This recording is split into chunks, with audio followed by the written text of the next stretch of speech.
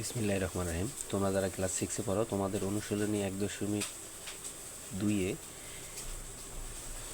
বিভাজ্য বিষয়ের উপর এক অঙ্ক দেওয়া আছে যে কোনো সংখ্যা কত দ্বারা বিভাজ্য। এর আগের অধ্যায়ে আমরা দেখেছি 2 ও 3 দ্বারা বিভাজ্য সংখ্যাগুলোর বৈশিষ্ট্য কী।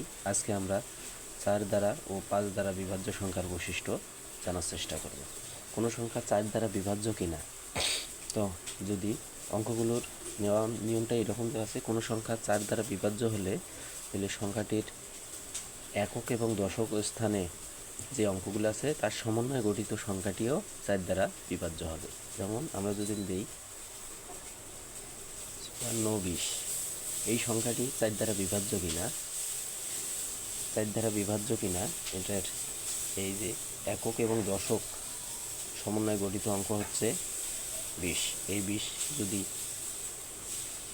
4 দ্বারা ভাগ হয়, অবশ্যই 4 দ্বারা ভাগ হয়, 4 দ্বারা ভাগ করলে 5। তার মানে এই মূল সংখ্যাটিও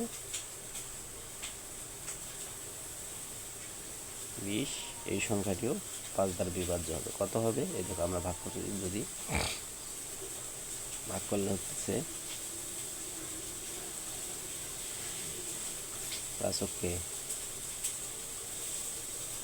5, 14, 5 দুগুণ 10, 4, 2, 5 8 40, 2 0 4 5 20। তার মানে কোনো সংখ্যা যদি 4 দ্বারা বিভাজ্য হবে যদি তাদের একক এবং দশক সংখ্যাটির একক দশক স্থানীয় অঙ্ক দ্বারা গঠিত সংখ্যাটা 4 দ্বারা ভাগ করা যায়। নিয়মটা এরকম যে 4 দ্বারা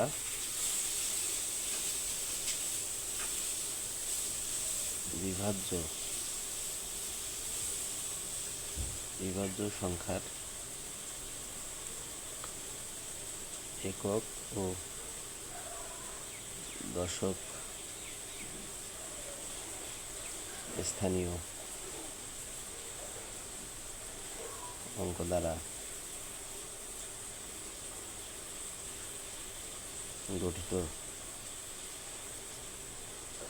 সংখ্যা 4 দ্বারা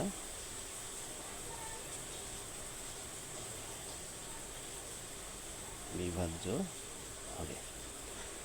অর্থাৎ কোনো সংখ্যা 4 দ্বারা বিভাজ্য কিনা, যদি 4 দ্বারা বিভাজ্য হয় তবে দেখা যাবে যে একক এবং দশক সংখ্যাটার একক এবং দশক এর সমন্বয়ে গঠিত যে সংখ্যা, এই সংখ্যাটিও 4 দ্বারা ভাগ করা যাবে। এবার 5 দ্বারা বিভাজ্য সংখ্যা। 5 দ্বারা বিভাজ্য সংখ্যার নিয়মে বলা হয়েছে 5 দ্বারা বিভাজ্য সংখ্যার শেষ অঙ্ক 0 বা 5 থাকবে।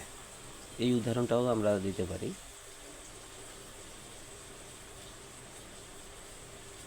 শেষ অঙ্ক যদি 0 থাকে অথবা শেষ অঙ্ক যদি 5 থাকে, এই একক এবং দশক স্থানীয় না শেষ অঙ্ক অর্থাৎ একক স্থানে 0 বা 5 যদি থাকে তবে এই মূল অঙ্কটা 5 দ্বারা ভাগ করা যাবে। দেখি 5 দ্বারা ভাগ করা যায় কিনা।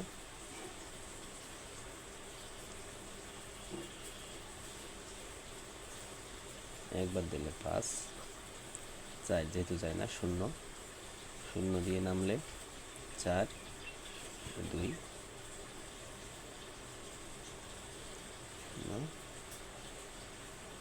বিয়োগ করলে 2, এই 0 নামিয়ে নেই, 0 নামিয়ে নিলে 4 5 20। তাহলে কোনো সংখ্যা 5 দ্বারা বিভাজ্য হলে তাহলে অবশ্যই সংখ্যাটির শেষ অঙ্ক 0 হবে অথবা 5 হবে। এটা দেখি পরেরটা 5 দিয়ে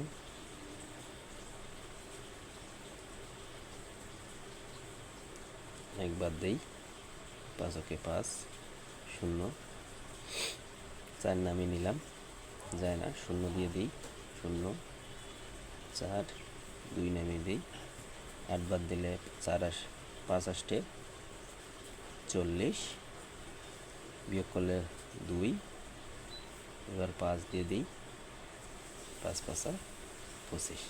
তাহলে মানে 0 এবং 5 যদি থাকে কোনো সংখ্যার শেষে, তবে সেই সংখ্যাটি 5 দ্বারা বিভাজ্য হবে। তাহলে আমরা বলতে পারি 5 দ্বারা বিভাজ্য সংখ্যার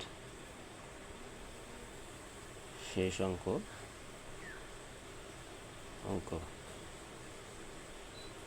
0 বা 5